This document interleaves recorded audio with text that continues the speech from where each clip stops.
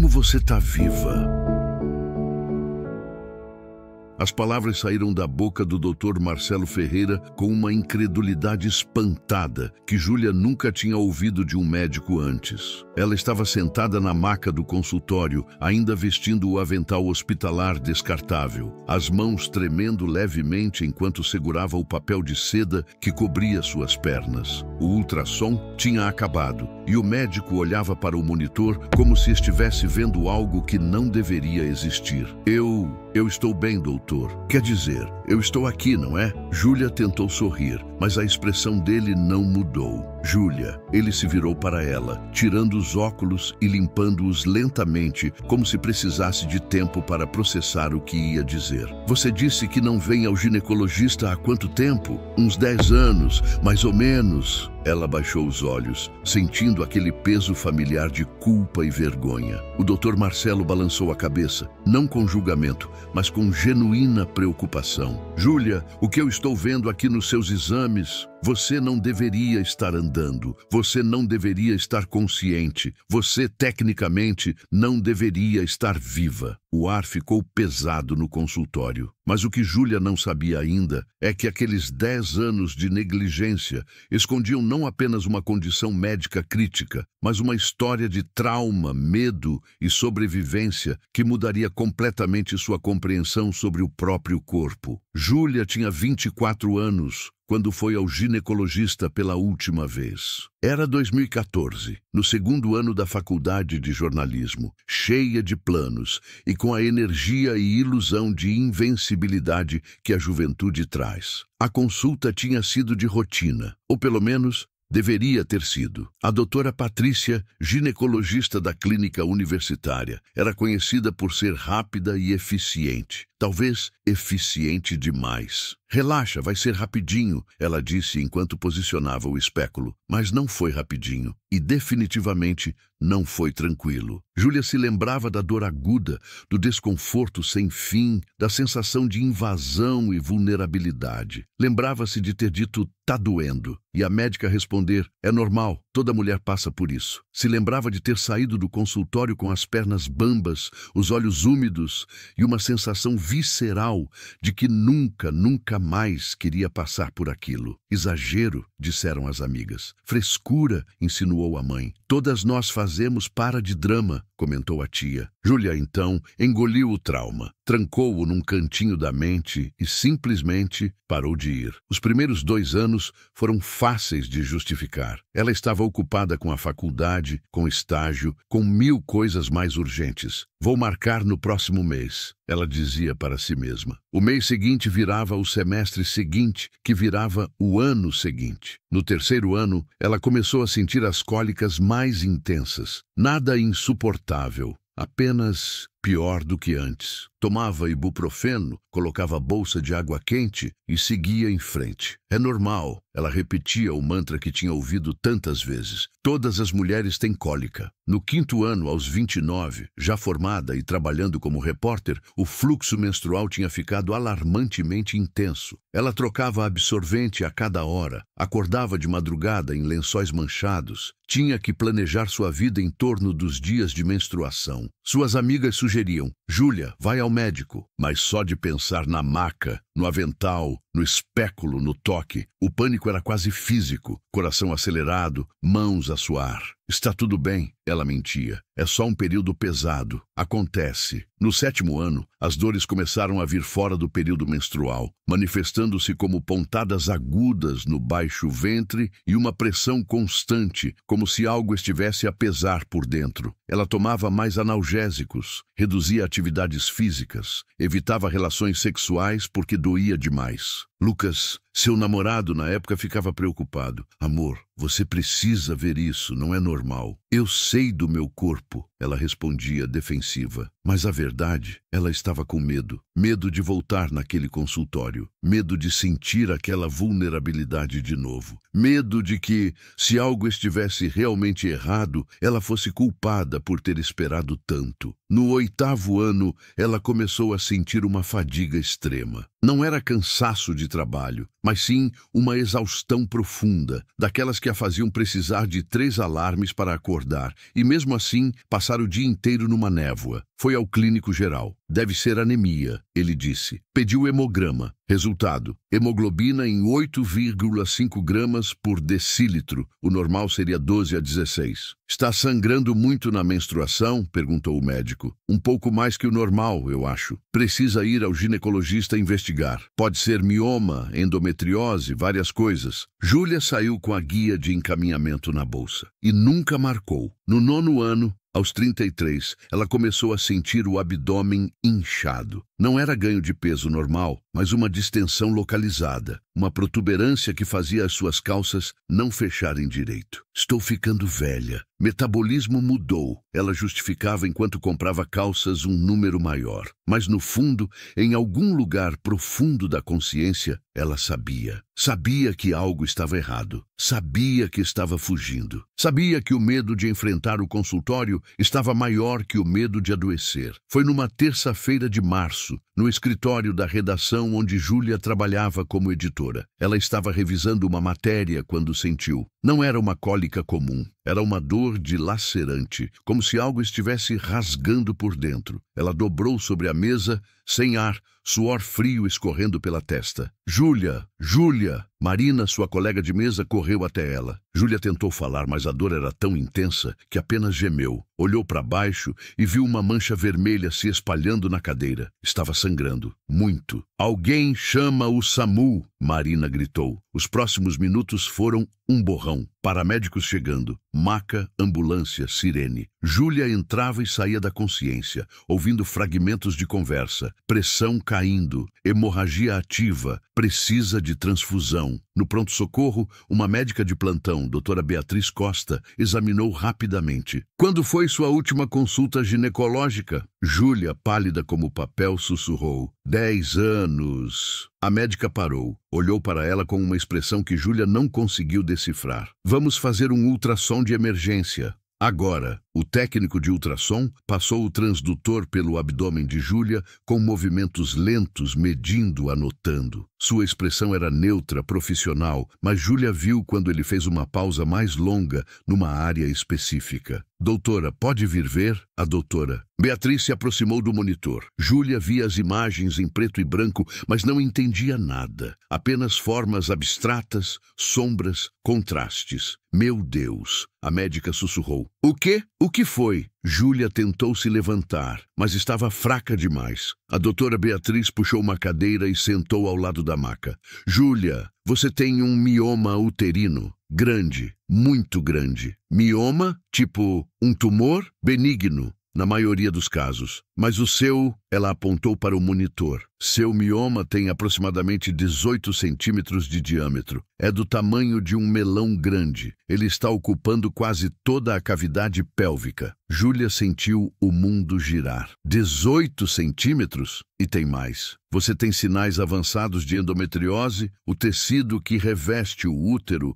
está crescendo fora dele, nos ovários, nas trompas, na cavidade abdominal. Isso explica as dores, o sangramento intenso, tudo. Mas como eu não percebi que tinha algo tão grande dentro de mim? O corpo se adapta gradualmente. Como o mioma cresceu ao longo de anos, seus órgãos foram se reposicionando aos poucos. O que deveria ter causado sintomas insuportáveis no início, seu corpo aprendeu a compensar. A médica fez uma pausa, escolhendo as palavras cuidadosamente. Júlia, sua hemoglobina está em 6,2. Você perdeu mais de 40% do volume sanguíneo normal. A maioria das pessoas desmaiaria com 8. Você tem estado funcional com 6,2 porque seu corpo se adaptou progressivamente ao longo de anos.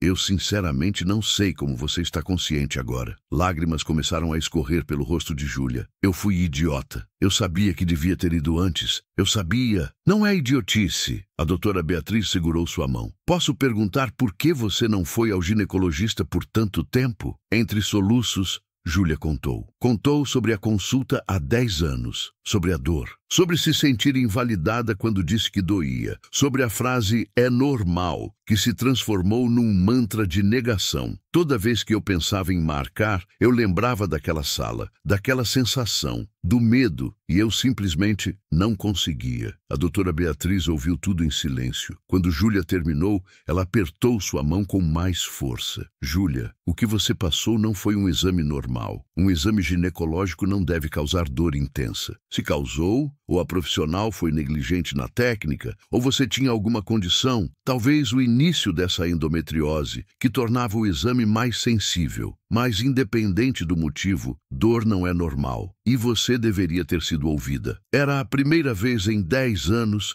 que alguém validava o que Júlia tinha sentido. Mas agora, a médica continuou, precisamos focar em te salvar. Você precisa de cirurgia urgente. O mioma está pressionando vasos sanguíneos, causando essa hemorragia. Se não operarmos nas próximas horas, você pode entrar em choque hipovolêmico. Eu vou morrer? Não, se eu puder evitar. Mas preciso que você confie em mim. Eu sei que é difícil depois do que você passou, mas eu prometo, você vai ser ouvida, você vai ser respeitada, e eu vou fazer tudo ao meu alcance para que essa experiência seja diferente. Júlia fechou os olhos, 10 anos fugindo, e agora não havia mais para onde correr. Está bem, ela sussurrou. Eu confio. Nas 3 horas seguintes, a equipe médica trabalhou rapidamente. Transfusão de sangue, 3 bolsas, exames pré-operatórios, consentimento cirúrgico, preparação do centro cirúrgico. A doutora Beatriz chamou o doutor Marcelo Ferreira, cirurgião ginecológico especializado em casos complexos. Ele revisou os exames e deu o diagnóstico técnico completo. Mioma intramural gigante, 18 por 15 por 12 centímetros, causando compressão de estruturas adjacentes. Endometriose profunda em estágio 4,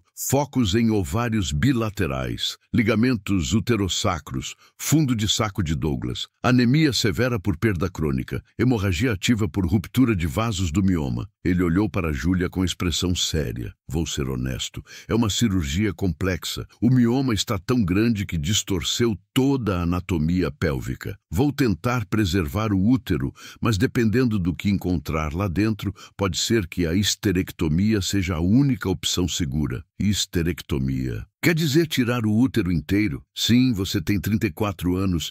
Sei que não é uma decisão fácil. Júlia pensou por um momento. Pensou nos 10 anos de dor, de sangramento, de vida limitada, de medo. Doutor, eu passei 10 anos com medo de encarar isso. Se tirar o útero for o que vai me manter viva e saudável, então tira. Eu só quero viver sem dor. Dr. Marcelo assentiu, respeitoso. Então vamos fazer o melhor trabalho possível. A cirurgia durou 5 horas e 40 minutos. Quando o doutor Marcelo fez a primeira incisão e abriu a cavidade abdominal, ele entendeu completamente o que o ultrassom tinha mostrado. O mioma era uma massa enorme, vascularizada, deformando o útero a ponto de ser irreconhecível. Meu Deus! Ele murmurou para a equipe. Ela realmente não deveria estar viva. A compressão que isso está fazendo nos vasos é absurda. Ele trabalhou meticulosamente, separando o mioma dos tecidos saudáveis, cauterizando vasos, removendo os focos de endometriose um a um. Era como desmontar um quebra-cabeça tridimensional, onde cada peça estava no lugar errado. Depois de 3 horas, ele conseguiu remover o mioma intacto. A massa pesava 2,1 quilos. Era literalmente como carregar um melão dentro do abdômen. Podemos tentar preservar o útero? Perguntou a residente que assistia. Dr. Marcelo avaliou. O útero estava danificado, mas estruturalmente íntegro, com reconstrução cuidadosa. Vamos tentar. Mais 2 horas de trabalho meticuloso. Reconstrução da parede uterina. Remoção completa dos focos de endometriose. Verificação de cada vaso, cada estrutura, garantindo que nada mais sangrasse. Finalmente, às 23h42, ele deu o último ponto. Concluído. Útero preservado. Todos os focos de endometriose removidos. Sangramento controlado. A sala cirúrgica aplaudiu discretamente. Júlia acordou na manhã seguinte na UTI, confusa, com dor, mas viva. A primeira pessoa que ela viu foi a doutora Beatriz. Bem-vinda de volta. Ela sorriu. A cirurgia foi um sucesso. Dr. Marcelo conseguiu salvar seu útero. Lágrimas escorreram pelos cantos dos olhos de Júlia. Eu estou viva. Você está. E sabe o que é mais impressionante? Seu corpo é extraordinário. Dr. Marcelo disse que nunca viu uma adaptação fisiológica tão perfeita. Era como se cada órgão tivesse se reorganizado milimetricamente para compensar aquele mioma gigante. Seu corpo te manteve funcional em condições que deveriam ter te incapacitado. Então, meu corpo estava me protegendo esse tempo todo? De certa forma, sim.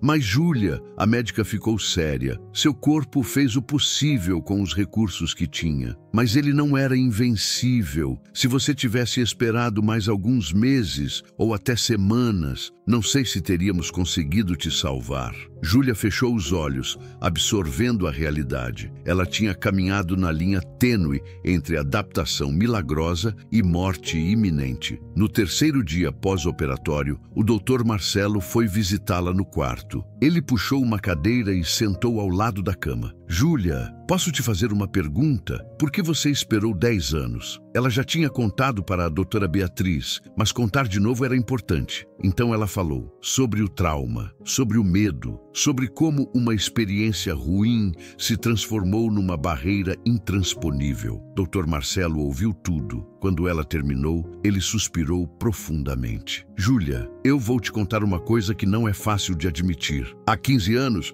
quando eu estava começando, eu era um daqueles médicos, rápido, eficiente, focado na técnica. Achava que paciente reclamando de dor em exame ginecológico era exagero, frescura. Júlia olhou para ele surpresa. Até que uma paciente, depois de um exame que fiz, me procurou chorando. Disse que tinha sido a pior experiência da vida dela, que tinha se sentido violada e que nunca mais voltaria ao ginecologista. Ele fez uma pausa. Aquilo me destruiu. Porque eu percebi, eu estava causando trauma. Eu estava criando barreiras entre mulheres e cuidados de saúde. Desde então, mudei completamente minha prática. Explico cada passo. Pergunto se está doendo. Paro quando a paciente pede, porque entendi que a técnica médica sem humanidade é violência institucionalizada. Júlia estava em lágrimas agora. O que aconteceu com você há 10 anos não foi culpa sua. Foi de um sistema que não te ouviu. E quantas mulheres estão lá fora agora, com medo,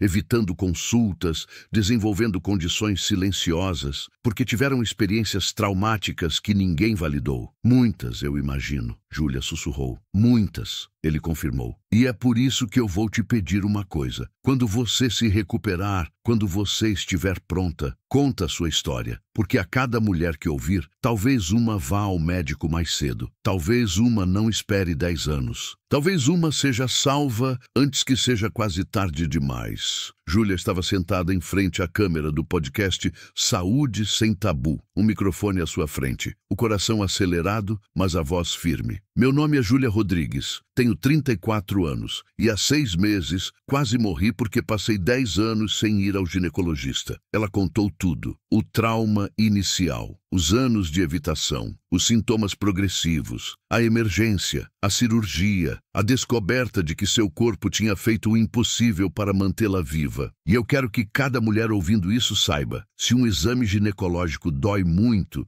se você se sente desrespeitada, se o médico invalida sua dor, você não é fresca, você não é exagerada, e você merece encontrar um profissional que te ouça. O episódio foi ao ar numa quinta-feira. Em 48 horas, tinha 300 mil visualizações. Comentários começaram a chegar. Eu também tive uma experiência ruim e não volto há 8 anos. Vou marcar amanhã. Chorei ouvindo. É exatamente o que sinto. Compartilhando com todas as mulheres que conheço. Uma semana depois, a doutora Beatriz mandou mensagem. Júlia, tivemos 47 mulheres marcando consultas na clínica essa semana, citando seu podcast. Você está salvando vidas. E foi numa dessas consultas de retorno de 6 meses, quando Júlia voltou ao consultório do Dr. Marcelo para a revisão, que aconteceu a conversa que viralizou. Ele estava revisando os exames recentes, ultrassom mostrando o útero preservado, sem recorrência, sangramento normalizado, hemoglobina em 13,8. Júlia, você está completamente recuperada. Melhor do que eu esperava. E posso Tipo, posso engravidar se quiser? Pode. Com acompanhamento cuidadoso, mas pode. Seu útero se recuperou surpreendentemente bem. Júlia sorriu aliviada. Ela ainda não sabia se queria filhos, mas saber que a opção existia era libertador. Foi aí que Dr. Marcelo recostou na cadeira e disse,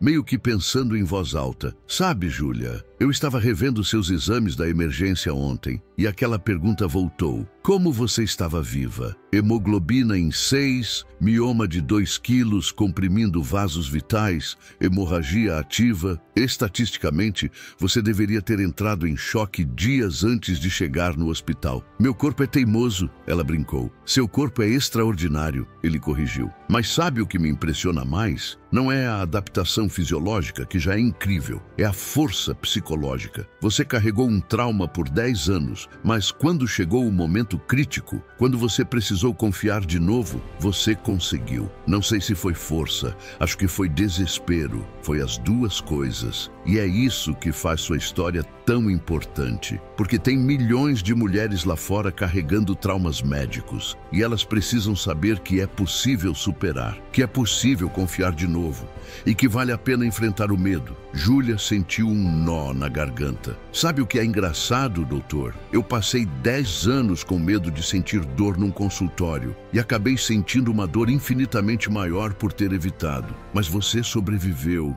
e agora está ajudando outras pessoas a não cometerem o mesmo erro. Foi quando ela perguntou curiosa, quantas mulheres você acha que fazem isso? Evitam o ginecologista por medo, trauma, vergonha? Dr. Marcelo suspirou. Estudos estimam que 30 a 40% das mulheres atrasam consultas ginecológicas por ansiedade relacionada ao exame, e cerca de 10 a 15% evitam completamente por anos. Você não estava sozinha, Júlia. Você só levou ao extremo algo que muitas fazem em menor escala. Um ano após a cirurgia, Júlia estava irreconhecível. Não fisicamente, embora tivesse ganhado peso saudável, recuperado a cor do rosto, voltado a ter energia, mas emocionalmente. Ela tinha fundado uma ONG chamada Sem Tabu Ginecológico, que conectava mulheres com histórias de trauma médico a profissionais validados como humanizados e respeitosos. A lista de espera tinha mais de 2.000 mulheres. Tinha escrito um e-book. Por que eu não fui? Histórias reais de mulheres que evitam o ginecologista. Baixado 50.000 vezes no primeiro mês. E mais importante, tinha ajudado a criar um protocolo de atendimento ginecológico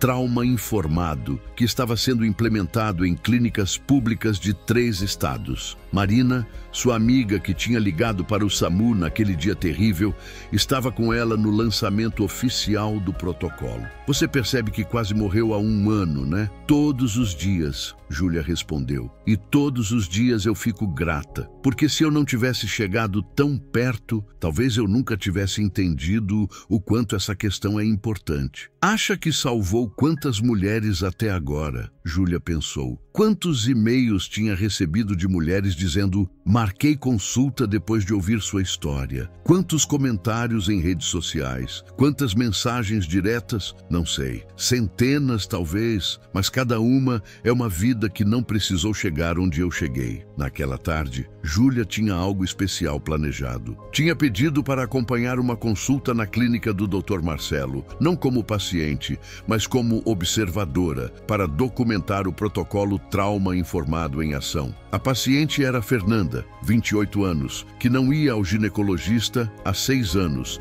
após uma experiência traumática similar à de Júlia. Júlia observou enquanto o Dr. Marcelo aplicava cada passo do protocolo. Fernanda, antes de qualquer coisa me conta, você já teve alguma experiência negativa em exames ginecológicos? Fernanda hesitou, depois assentiu. Na última vez doeu muito, e quando eu disse que estava doendo, a médica falou que era porque eu estava tensa. Tipo, a culpa era minha. Entendo perfeitamente, e você não tem culpa nenhuma. Se doeu, ou a técnica não estava adequada, ou você tem alguma condição que torna o exame mais sensível. Mas nunca é culpa sua. Júlia viu os ombros de Fernanda relaxarem imediatamente. Vou te explicar exatamente o que vou fazer, passo a passo. A qualquer momento que você quiser que eu pare, você levanta a mão assim, ó.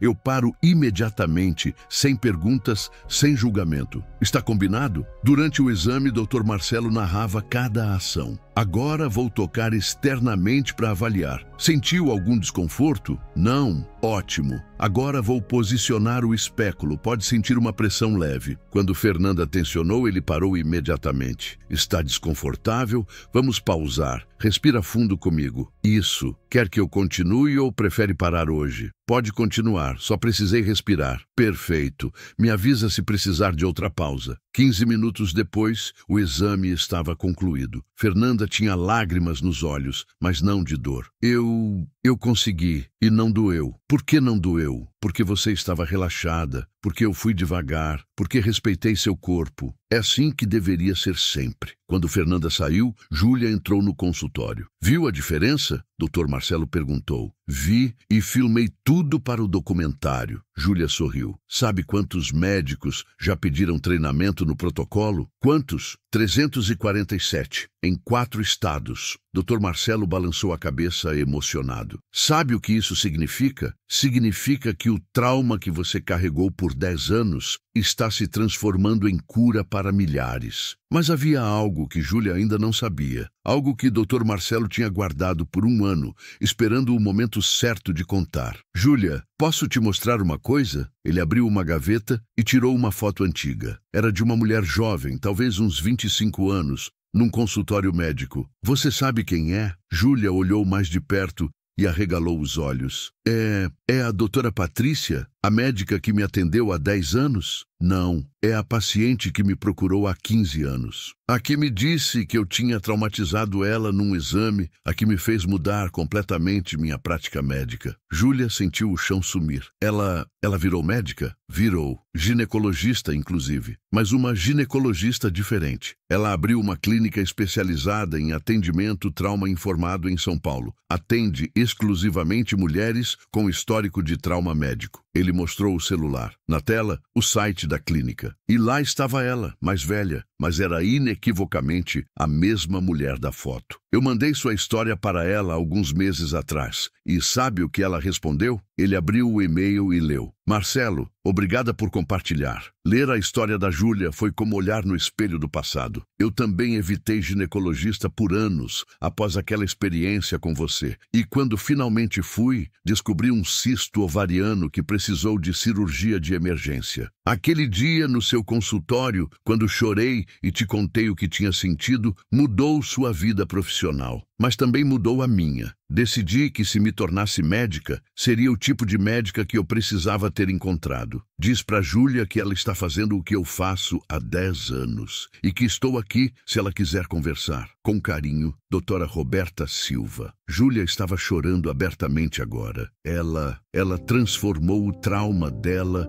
em propósito, assim como eu. Exatamente. E sabe o que isso significa? Significa que trauma não precisa ser um fim. Pode ser um começo, um despertar, uma missão. 2 semanas depois, Júlia estava numa chamada de vídeo com a doutora Roberta. Elas conversaram por 3 horas, trocaram histórias, choraram juntas, riram juntas e planejaram juntas. Júlia, e se a gente fizesse algo maior? Um movimento nacional? Tipo o quê? Uma campanha. Sua dor é válida, incentivando mulheres a procurarem atendimento, mas também educando profissionais sobre atendimento humanizado, com depoimentos reais de mulheres? Exatamente. Sua história, minha história e milhares de outras. 2 meses depois, a campanha foi lançada. 1000 depoimentos em vídeo, 50 clínicas parceiras, 10 universidades, incluindo o protocolo trauma informado no currículo de medicina. E o slogan que viralizou: sua dor é válida, seu medo é compreensível e você merece ser ouvida. Júlia estava de volta ao consultório do Dr. Marcelo, mas dessa vez